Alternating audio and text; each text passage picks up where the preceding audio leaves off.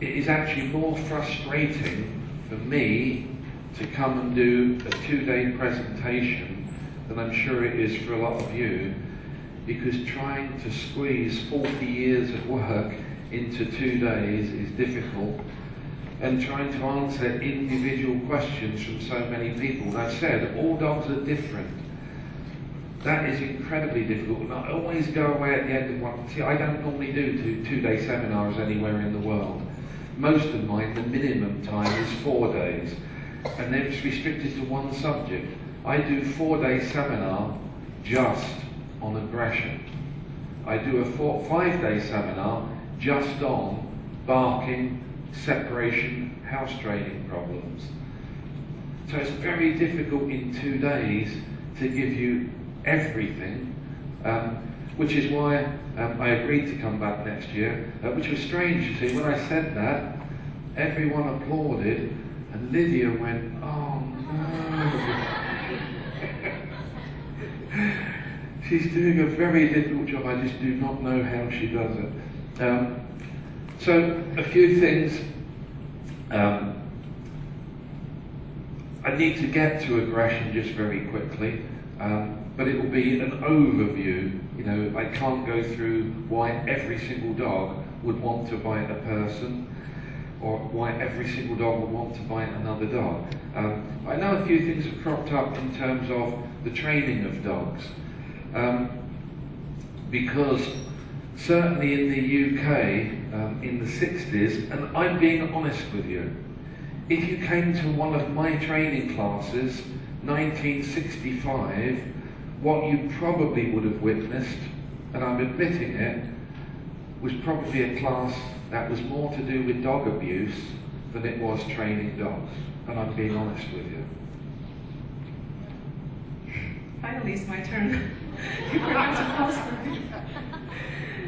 我要先说明一下哈，就我们这次是上2天的课，那其实我会觉得蛮失望的，因为2天时间真的好短。那我相信你们也觉得很失望。我40年的经验要压缩到2天来讲的确是很困难，而且呢，大家又会有很多的问题。那我可以了解为什么会有很多的问题哦，因为我也一直讲说，每一只狗都是不一样的。那我们在座有这么多的听众，所以你们可能会有很多的问题，我也没有办法呢，能够在2天的时间回答全部的问题。其实一般而言的话，我上课最少是要上4天。那光是讲这个冲突行为的话，侵略的行为就要花1整天。然后如果要谈说怎么样让狗不会乱叫，然后怎么样解决它的分离焦虑，还有如厕的问题，大概又要花5天的时间。所以在2天之内，很多东西都没有办法讲完。所以我才讲说我明年呢，希望还有机会再回来台湾，能够再见到大家。好，那我们等一下呢要讲到的是侵略的行为。侵略行为这种冲突侵略的行为呢，我只能做一个概括的介绍，没有办法去详细谈到每一个原因，为什么狗会咬人，为什么狗会咬狗，没有办法谈到每一个原因，因为时间有限。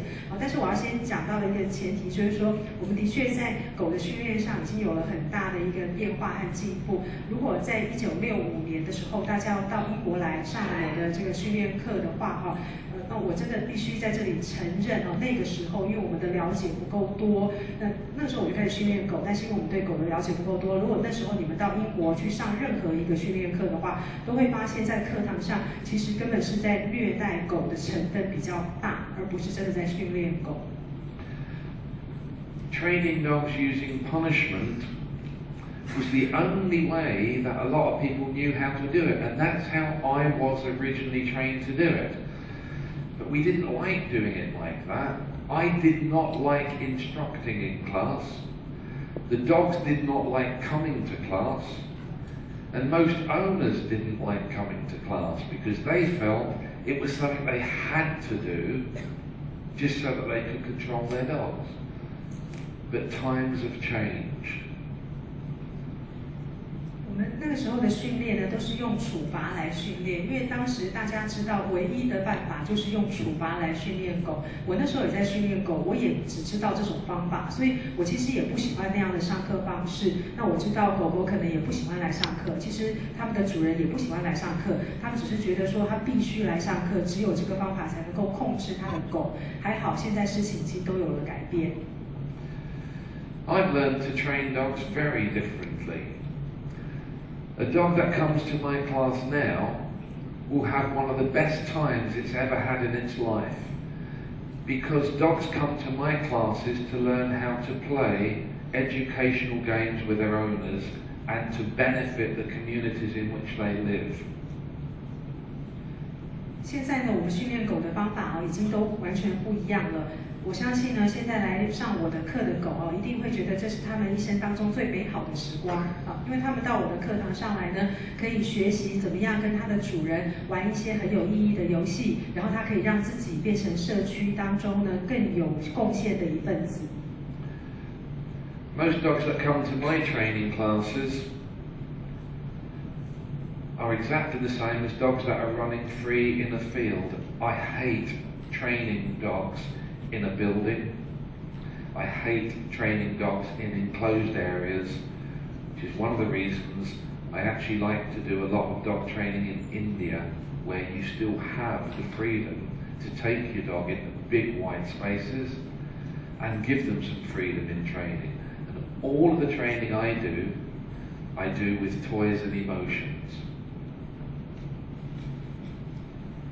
来上训练课的话其实我也很希望说他们是能够在一个自在开放的环境，能够到处乱跑的这样的环境可是没有办法，我们在上训练课的时候，很可能都会需要在一个固定的空间里面，所以我才会很喜欢到印度去上课，因为在印度的话，我们还可以在那种很宽阔、开放的空间里面呢来上课。那上训练课的话，我都会用情绪来引导，用玩具来引导。I view modern dog training in a lot of areas in the same way as I view a parent taking their child to the park to play with them with a ball. 我觉得训练狗其实很多时候就像小孩子就像父母亲带小孩子到公园去跟他玩球一样。So I'm a consultant for the drug dogs that work at Heathrow Airport. It is the busiest international airport in the world. 伦敦的国际机场希斯洛机场呢是国际上大概最繁忙的机场之一。那在那边也会有缉毒犬，我也是那个机场缉毒犬的训练师顾问。And the dogs there sniff out drugs or try to sniff out drugs for up to sometimes 6 hours a day, 7 days a week.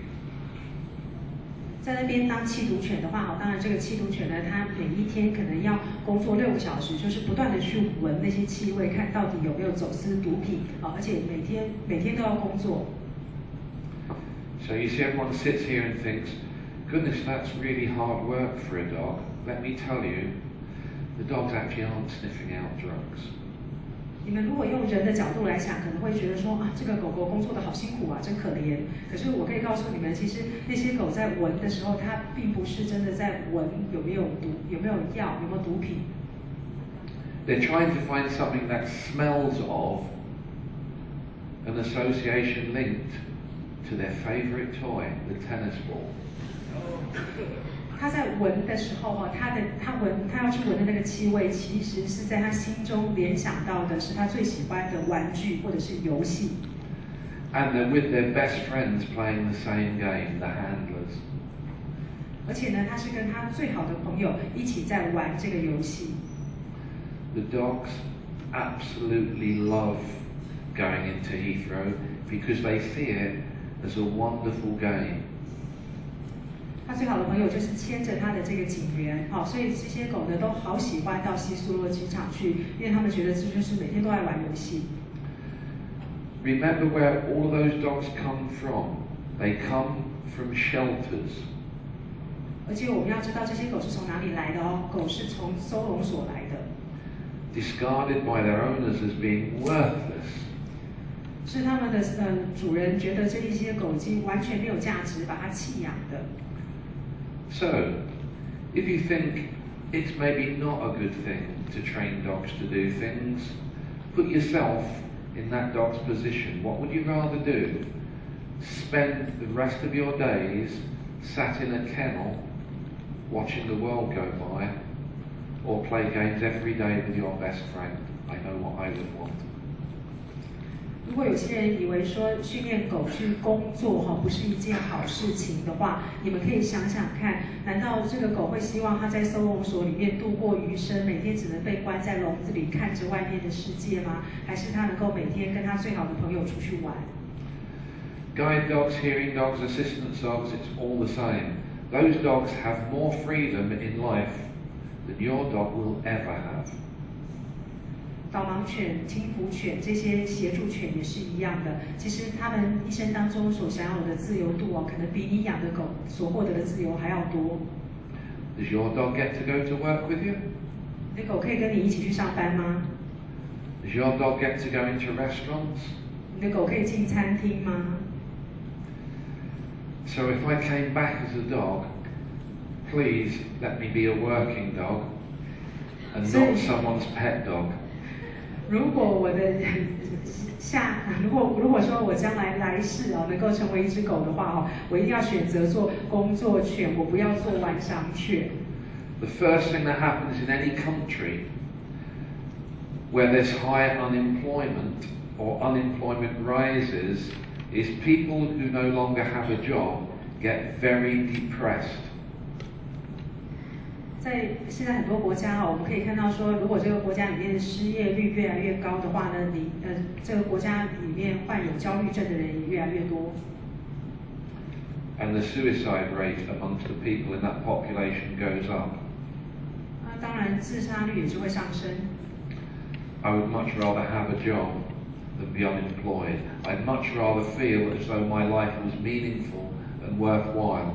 So will your dog. 那我自己一定会希望说，我有个工作而不是失业的。我希望我的人生是有意义的。那我们的狗也是这样想。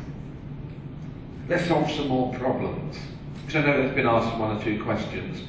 A lot of people have said to me over the years, is it cruel to train a dog? It depends how you're doing the training. If you're forcing the dog to do things against its will, I wouldn't want to train a dog like that. If I was a dog, I wouldn't want to be trained like that. Dog training isn't cruel. Educating children isn't cruel. 这么多年来，常常有人问我说，训练狗是不是一件很残忍的事情？那其实我的答案一直都是认为要看你怎么训练它。如果你是用强迫的方式来训练它的话，就是残忍的，因为狗狗它自己也不想接受那种很残酷的训练。那一样如果我们是给小孩子教育呢，难道是一件残酷的事情吗？这不是残酷的事情。 So dog to people aggression, I'll see if I can cover that in the space of, 15 minutes. 我们现在来讲一下人狗的冲突。我知道我的时间已经不到1个小时了，希望这个短短的时间能够把它讲完。There's a reason that dogs bite people is because what people do to dogs. And there's only 2 reasons that we know of, other than medical problems, as to why a dog would want to bite a person. 人和狗之间的冲突那这个都是因为人对狗做的什么事情才会引起它这样的一个冲突。除了是医学的理由，就是它生病的理由以外狗会咬人只有2个原因。And we refer to them as the 2 F words, fear or frustration. 用英文来讲的话，这2个字都是 F 开头的，一个是 fear 就是害怕，第2个是 frustration 挫折。 So you can take any dog and make it frightened and make sure it doesn't have any escape and it will bite you. 也就是说，你把任何一个狗抓来，让它非常的害怕，而且它完全无路可逃的话，它一定会咬你。 You can also take any dog and keep on teasing it, and also I will guarantee you will get it to bite you. 那你也可以把任何一只狗抓来一直欺负它，然后让它觉得非常非常的挫折失望。那我跟你保证，它一定会咬你。So we have 3 categories of aggression: dogs towards people. 那狗跟人之间的冲突狗对人产生侵略行为的话，可以分成3种类型。 And the first of those categories is dogs that bite their own owners. 第一种是狗咬自己的主人。 They don't bite anyone else, just their owners. 它不会咬其他人，只咬自己的主人。 The owner says, My dog will not let me brush it or groom it or cut its nails. But I look at the dog and it looks fairly well groomed. 就是狗主人告诉我说呢，我的狗不让我帮它剪指甲或者是帮它梳毛哦，但是我看看这个狗看起来非常的干净整洁啊。And I'll say, but his coat looks in good condition. So someone must groom him. And the owner says, oh yes, I take him to a groomer. They have no problem with it. He just doesn't let us groom him. 那我就跟他说，你的狗看起来很干净整洁，没有什么问题啊。然后他就说，对啊，因为不是我帮他梳毛，不是我帮他美容的，我是把他带去宠物美容师那里，他会让美容师弄，但是他不让我弄他。So why would a dog let a complete stranger groom it, clip round its mouth, cut its nails, sometimes pull the loose hair out of its ear? Why would a dog let a complete stranger do that, but not the owners? 那为什么你自己养的狗会让陌生人去帮它剪毛、帮它剪指甲、帮它梳理、打蝴蝶结，可是不让自己的主人做这件事呢？ The answer lies in the owners themselves, and I'm going to give you the reason, the biggest reason in the world why dogs bite family members, and then I'll give you a solution for it. 其实答案还是在饲主他自己身上。好，那我会告诉大家，到底是什么原因会让你们的狗咬自己的家人，然后我再告诉你们解决的办法。I just read in the newspaper this morning, by the way. Unfortunately, it's USA. It could have easily been England. It said in the newspaper, there's a little news story. A 12-year-old child has just killed both of his parents. 在报纸上有看到一个新闻很不幸的是发生在美国，但是我想英国也有可能会出现这种事，就12岁的小孩杀了他自己的父母亲。So the reason that a dog would want to bite its owners, when the owners first got the dog as a puppy, they didn't both agree that they should have the dog, which breed it should be, or how it should be raised. The dog was purchased for only one person in the house. 那狗会咬主人的原因就是在他们得到这个幼犬的时候，他们并没有思考过说这个狗是什么样品种的狗，应该怎么样去养它。那他买这个狗可能只是为了家庭里面其中一个人才买的。We hadn't thought about getting a dog, but our daughter wanted one, so we got her one. 我们自己没有特别想要买狗，可是呢，因为我们的女儿想要有小狗，所以我们就买了一只。The dog should be part of the family, not owned by one person in the family. 狗应该是属于我们家庭成员的一部分，但是它不应该是属于我们家里面某一个人的。And I know as soon as I talk to the owners, the whole family is sat in front of me with their problem dog.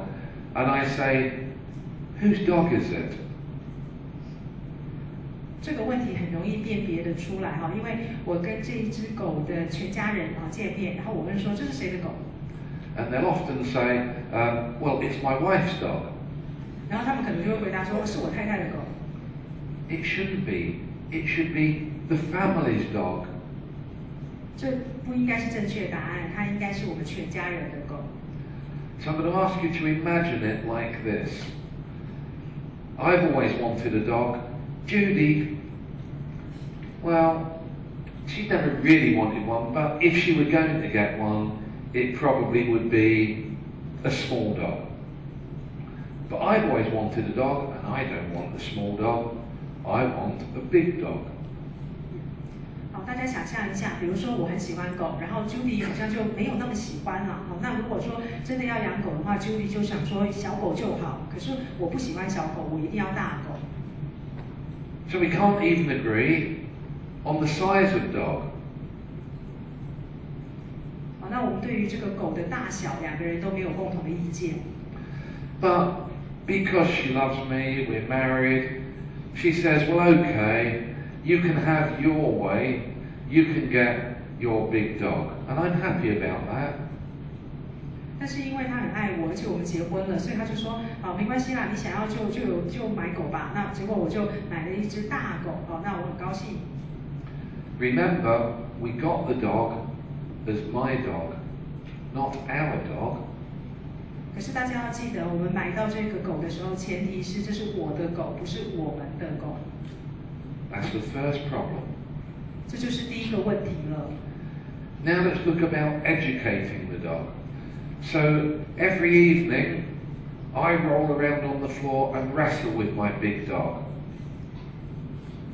再来，我们要谈到狗的教育问题。那每天晚上呢，我就要到处追着我的狗想办法让它听话。He's my best friend, and we roll around the floor, and he plays at biting my arms. We have a tug with a toy, all wonderful games that this puppy loves to play with me. 因为这个狗是我最好的朋友啊，所以我每天晚上跟它玩，然后我们两个人就这样玩成一团，所以它有可能会咬我的手，或者是我们拿玩具出来丢来丢去。But of course, she won't play those games with the puppy. 那当然 ，Judy 不喜欢这个狗，所以她不会跟狗玩这些游戏。So it never gets to know how strong or weak she is, but it knows how strong I am in the games. 所以狗它永远不会知道说，如果跟 Judy 玩的时候力道应该是怎样，可是它知道说我跟它玩的时候，我是有多强壮的一个人。She didn't really want a big dog in our living area, but I do. So I let the dog into the living area, and she gives in and says, well, okay, but I don't want him on the couch. 那可能我太太根本就不喜欢大狗嘛，所以她就说她不希望这个狗进到我们的房子里面，但是我很想让它进来啊，所以后来她就放弃了，就让我们的狗进来。可是她只有一个条件，她说这个狗不能够跳上我们的沙发。So when I'm not in the house, she will not permit the puppy to get up on the couch. 那我不在家的时候，她就不会让这一只狗跳上沙发。And the puppy learns when she's in the house and I'm not, he is not allowed on that couch. 那这个幼犬很早也就知道说如果是只有我太太在，我不在家的时候，它不能够跳上沙发。But when I'm in and she's out, I bring the puppy up onto the couch because he's my dog, he's my friend. 但是呢，如果我太太出门只有我在家的时候，我就会把狗抱上沙发，因为它是我最好的朋友，我那么喜欢它。That's the amazing thing about a dog. It can learn two different sets of rules for two different people. 所以呢，这个狗现在就看到了两个不同的人，就有两套不同的规则。But now we hit the problem. This big dog is around 10 months of age and learning a lot about life and its position in life. 现在呢，这个狗10个月大了，它已经累积了一些人生的经验，然后了解它在这个当中的地位。So the question is, when my wife and I are both in the house together, which rule applies? Are you allowed up, or are you not allowed up on the couch? 所以呢，我跟我太太都在家的时候，我现在对她来讲的问题就是，到底要是用哪一套规则呢？是可以上沙发，还是不可以上沙发？With a big dog, this will happen at 10 months. With, I could give you the breeds and the age it will happen.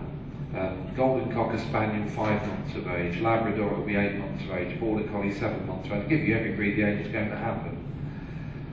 So we're both in the house together.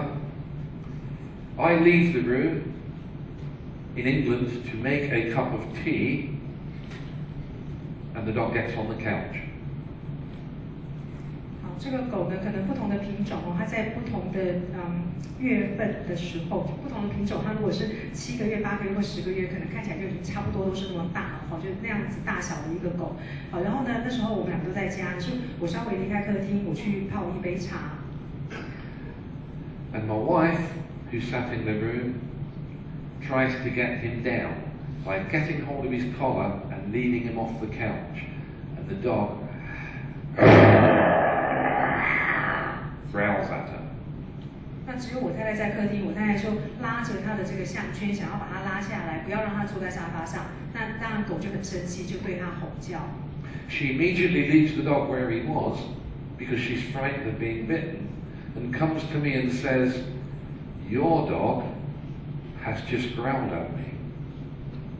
那因为他怕被狗咬嘛，所以他就不弄了。可是他会跑来跟我讲说：“这是你的狗哦，你的狗刚刚对我叫。” And then I say, "Well, you must have been doing something to make him growl at you." 我就会跟他讲说：“一定是你做了什么事情，他才会对你叫啊。” It seems that I've taken the side of the dog and I'm questioning my wife. 好像变成我跟狗是站在同一边的，我在质问我太太。So I go into the room and I tell the dog to get down and he does. So what's the problem? You must have the problem. 我回到客厅，然后我叫狗下来，从沙发上下来，它就听话就下来啦。那到底还有什么问题呢？问题一定出在你身上，就是我太太身上。Then we start to argue a little bit. 然后我们就吵架。And to cut this very short, eventually the dog bites her. 好，那我把这个故事简短的说，到最后就是这个狗会咬我的太太。And she says, "The dog will have to go. It's me or the dog." 然后我太太就会讲说，你一定要把这狗送走，你现在只能在我跟狗之间2选1了。The dog looks at him and says, "Let her go. Me and you, we're buddies. It's only when she's around there always seems to be a problem. Let her go." 那狗就会看着我，跟我讲说，我们是好朋友啊，我们是死党哎，其实我们2个在一起完全都没有问题，问题就出在他身上。你让太太走吧。I often hear you arguing. You don't like her. I don't like her. Let her go. 我常常听到你们吵架，你根本不喜欢他，我也不喜欢他，你就让他走吧。Of course, if it practices enough on Judy, by the time this dog gets to 18 months, I now can't get him off the couch either because he's worked out, hey, this really works, this aggression. Sorry, could you say it again? Now by the time he's 18 months, now I can't get him off the couch because he knows growling works, threatening aggression works, biting works. 好，那现在狗已经更大了，之前它大概才8到10个月，现在已经是1岁半了哦。那我也没办法把它拉下沙发来了，因为它知道说，如果我们要它下沙发的话呢，它就威胁我们，它用那个低吼的声音或者是做事要咬我们，我们就会怕了。So how do we resolve the situation? It's actually simple. 那我们怎么解决这个问题呢？其实很简单的。As it is with resolving a child's problems. 就像解决小孩子的问题一样。We have to sit the owners down and give them a set of rules for the dog that they both agree with. 我们要请这2个主人哦都坐下来，然后2个人要同意呢，对这个狗哈跟对小孩一样，要沿用同样的规则。We used to give people in the 80s, we'd give them things called leadership programs.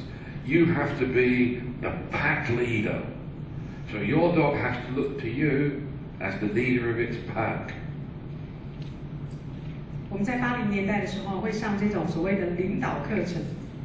领导课程的意思就是说呢，你要做这个群体的领导人，所以你的狗会把你当成领袖。And we'd give them some rules. For instance, don't let your dog go through any door ahead of you because it teaches the dog he's the leader. 所以，如果要做这种课程的话，就会设定一套规则，比如说哈，不能让狗走在你前面，不能让它先你一步离开家门，因为这样子它会以为它自己才是领袖。Don't feed the dog before you have your food, otherwise it tells the dog he must be more important than you. So feed him when everyone has finished. 你自己还没有吃饭的时候不要喂狗，不然的话它会认为它比你还重要，所以你应该让自己全部的人都先吃过了再去喂它。When you play with him with toys, always take the toy off him at the end and put it away so he looks to you as his leader and stronger than he is. 你跟他玩玩具的时候，最后一定要把玩具给收起来，让他在他面前收起来，这样子他才会认为你是领袖，你比他还强。Don't lie somewhere and relax and let your dog take up a higher position to relax, because it tells him he's your leader. 在放松的时候呢，不要让狗坐在比你还高的位置，因为这样他会以为他是领袖。How about don't let your dog go up the stairs ahead of you and turn and look at you, because if you do that, the dog sees you go up the stairs bowing to him all the time. 那我们也可以再设定一条规则，说在上楼梯的时候不要让你的狗走在你前面，也不要让它回头。如果它走在你前面还回头的话，它就会看到你在它后面，不断的向它敬礼，才能够上楼。We used to give those programs to people. That's based on some ideas on wolf behaviour. We used to give those programs to people and say you have to feed the dog after you. You have to always make sure you go through a doorway ahead of the dog. You have to make sure he sleeps in a lower position than you. So we gave those programs. And I used to get Christmas cards every year from all the people who said, thank you so much, our dog is now so much better, all of the aggression is gone. 我们以前真的有上过这样的课程，那些都是基于狼它也是群居的动物，然后狼应该会有这样的位阶的区分，我们是基于那样的了解来用这种方式上课，所以我们会讲说呢，一定要在自己先吃过饭才去喂狗然后开门的时候自己先走，才能让它走出去，睡觉的时候要让狗睡在比我们更低的地方。那以前是这样子教的，那的确在那个时候呢，我也收到很多的圣诞卡，他们都会谢谢我说我的狗现在比以前乖多了。So I will tell you that those programs can actually be very effective. 所以那样的一个训练方法也有可能是很有效的。But now I want you to take a look at my own dogs, and I'm going to be honest with you. 但是呢，我们现在要讲到的是我自己的狗，不是去教人家的狗那我要很诚实的告诉你。If Judy's in another part of the house and calls down, John, could you let the dogs out? I'm going to take them for a walk. I go to the door, all the dogs are in the room, I go to the door, open it, and stand back. 如果在家里呢 ，Judy 她跟我说，John 你去先把狗放出去，我等一下要带狗去散步。好，那我在家里我去开门，那个开门很自然的动作一定是这样，所以我就会在门的后面，那一定就让狗先走了。If I stood in the door when I opened it, I probably would at least start going out first. 如果呢，我要刻意的站在门口，然后就说先堵着狗，变成我要比它先出去的话，大概也没有用，因为如果真的堵在门口的话，那些狗可能会从我的身旁冲过去。But you have to believe me, I don't have any problems with any of my dogs. 但是呢，虽然是这样其实我的狗都还是很乖很听话，我没有遇到什么问题的。When do my dogs eat? Oh, it's always, I do most of the cooking in the house, and it's always when I'm preparing our meal that the dogs get theirs, so they always eat before us. But I don't have any problems with them. 我们的狗是在什么时候吃饭的呢？像早上都是我起来准备早餐那我准备早餐的时候就会把它们的分量也准备好，所以到最后呢，狗都比我们先吃，可是我也没有遇过任何的问题。When I'm watching a soccer football match on TV, on the couch, this is my position, and our little dog Gina is lying on the back of the couch above me, but I don't have any problems with her. 我晚上在家里看足球赛的时候呢，我就坐在沙发上，所以我的姿势是这样，但是沙发会有靠背嘛，那我们的狗狗会跳到那个靠背的地方，它就比我高啦。可是其实我在教它，在训练要它服从我的时候，也没有遇过任何的问题。And at the end of the game, the dog will often be allowed to keep the toy for a little while. 而且我们玩游戏的时候通常我也都还是会把玩具留在那边，让狗狗自己可以去用这个玩具。So everything says on that theory that I should have problems with my dogs, but I don't. 所以如果依照我们以前的训练方式，依照那种理论的话哈，我让狗这样为所欲为，应该他们绝对不会听我的话。可是其实并不是这样。Why don't I have problems with the dogs? Because everyone who lives in the house owns the dogs. There's 4 adults who live in the house, and every single person uses exactly the same set of rules for the dogs. 因为那时候我们家里的每一个人都是狗的主人，那我们每一个人是用同样的规则来对待狗的。So right from the time we get them, there's only one set of rules that are applied evenly and equally by everyone in the house. They either are allowed to do something, or they're not. 也就是说，这些狗进到我们家来以后，我们每一个人对它们是用同样的规则。他们在就是说我们可能允许它做某一件事，或者就是不允许，但是不会因人而异。每一个人对待这些狗的态度是一样的。There are only 2 dogs that are allowed to the upstairs part of the house. These are 2 dogs that are retired. 我们养的那么多条狗里面只有2只是可以上楼的，那这2只狗是已经退休的狗。None of the other dogs are ever allowed up, so they don't ever try to go up, even though they could. 其他的狗的话，我们不允许它上楼，虽然它们也可以自己就冲上去，可是它们没有这样做。In other words, if you want to regain control of your dog, sit down with everyone in the family and work out why some people are treating the dog differently and have a different set of rules. 所以呢，如果你们要控制自己的狗的话，一定要跟家里面所有的人一起来商量哈。你们要大家坐下来谈一谈，为什么有些人对待狗的这个给它的规则是不一样的。If you've had aggression problems with a dog, the first thing you do is change the dog's name. 如果你发现这个狗会有侵略的行为的话呢，你首先第一个做法就是改它的名字，帮它改名。That gives it a new identity. 因为这样它就有了新的身份。If you can, put it into a kennels, a boarding kennels, for 2 weeks. 如果不行的话呢，再用第二个方法把它放到一个运输笼里面，放个2个礼拜。When you get it back after 2 weeks and the dog walks into the house, welcome it home, but say, while you've been away, we've changed the rules. 把它放到运输笼，然后送到一个寄宿的地点，2个礼拜，然后2个礼拜以后，它回到家里来，那你就跟他说：“欢迎你回来，我们现在有全新的规则了。” You've got to decide, either the dog is allowed on the couch, even if his feet are muddy and he comes in all wet, or he's never allowed on the couch. 这个时候你们就要想清楚你们的规则哈。这个狗呢，是要让它可以上沙发，或者是永远都不能上沙发。You cannot allow him on today and say, bad dog, get down tomorrow because his feet are dirty. 那如果你要让它上沙发的话，就算它身上沾满了尘土，脏脏的，你还是要让它上沙发哦。你不能够某一天说，因为你今天太脏了，你就不能上沙发。All take turns in feeding him, all take turns in taking him out for a walk. All together educate your dog as to what he's allowed to do and what he isn't allowed to do.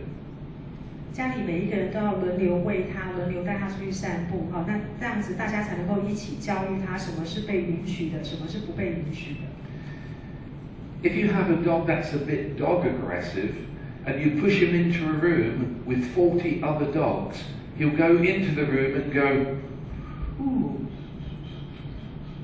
He won't run into the room and want to fight with every dog because there's too many of them. 如果你的狗呢看到别的狗会想要去咬它的话，那你把它丢到另外一个房间，就是在一个房间里面准备了40条狗，然后你把你的狗丢进去的话，我相信它就不会想要去跟那40只狗起冲突，因为那边的狗数太多了，所以它赢不了。So let me give you a situation. One owner says, your dog has just picked up my wallet and he's chewing it. You go and take it off him because he's your dog. 我再告诉你，如果有一个情况，假设一个情况哈，你太太跟你讲说，这个狗咬了我的皮夹，那你去把我的皮夹拿回来，因为这是你的狗。So I go to try and take it off him, and he growls and snaps at me. 那我想要去把那个皮夹拿回来，可是他就开始吼，然后想要咬我。So I turn around to Judy and say, well, it's your wallet, you go and get it. 那我就回来跟我太太说，是你的皮夹，你自己去拿回来。And she tries to get it, and the dog growls at her. 他想要去捡回来，可是狗也是对他叫啊。